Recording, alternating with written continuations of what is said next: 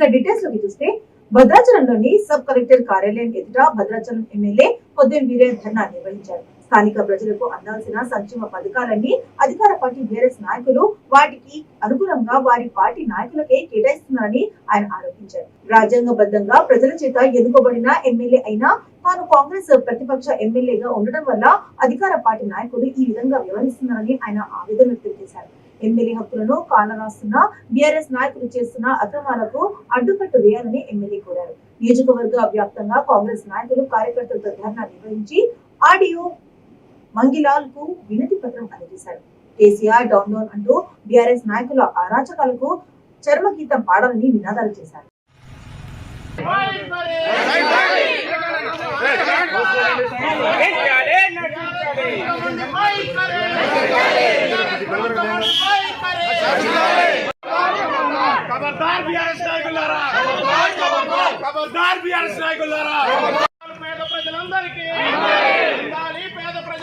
సంక్షేమ పథకాలు పేద ప్రజలందరికీ సంక్షేమ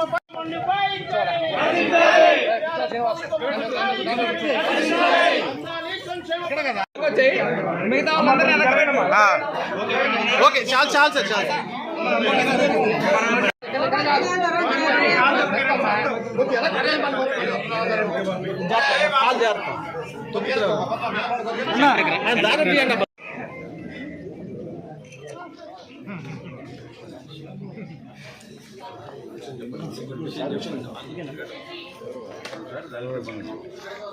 ఇవన్నీ కూడా వాళ్ళ పార్టీ నాయకులతో